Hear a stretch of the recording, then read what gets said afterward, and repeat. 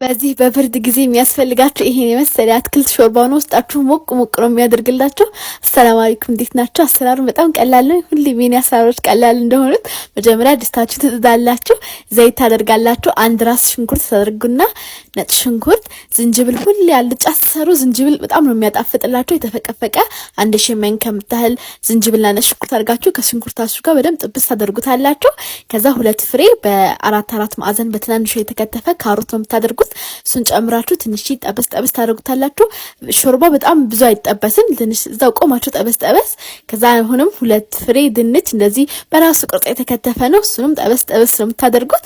ከዛ ሁለት ፍሬ የሚያህል ቲማቲም ደግሞ ትጨምሩበታላችሁ። እሱን አንድ ላይ ትንሽ ጠበስ ካደረጋችሁት በኋላ ሙቅ ውሃ ነው የምትከልሱበት። የሚበቃው ያህል ብላችሁ የሚያበስለው ያህል እያያችሁም ትጨምራላችሁ። ከዛ ትንሽ ጨውና ቅመም ምንም አልተጠቀምኩም። ማጂ ደግሞ ሩባን የምታህል አደረኩበት። ቆንጆ በርበሬ ዱቄቱ ካላችሁ እሱን ጨምሩበት። ከዛ ከድናችሁ እንዲተከተክ መተው ነው። አንድ ሾርባ ማንኪያ የበቆሎ ዱቄትና እሱን የሚያበጣብጠው ትንሽ ውሃ አድርጋችሁ ትጨምሩበታላችሁ። ይሄም ወፈር እንዲል ያደርግላችኋል። ከዛ ድንቻችሁ ትንሽ መብሰል ሲጀምር ትንሽ 3 እጃችሁን የሚያክል መኮሮኒ እንደዚህ ፍርክሽ አድርጋችሁ ትጨምሩበታላችሁ። ድንቻችሁ ትንሽ መብሰል ሲጀምረው የምታደርጉት፣ ምክንያቱም መኮሮኒ ቶሎ ነው የሚበስለው። ለዛ መጨረሻ ላይ ነው መኮሮኒ የምታደርጉት። ከዚህ በኋላ እንዲተከተክ ታስቀምጡታላችሁ።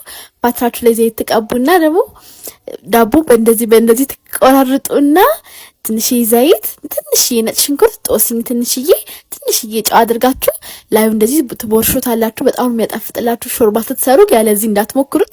ላዩ ላይ ትንሽ ቺዝ አድርጊበታለሁ። ከሌላችሁ ተውት። ኦቨን ውስጥ እስኪላችሁ ድረስ አስገቡት።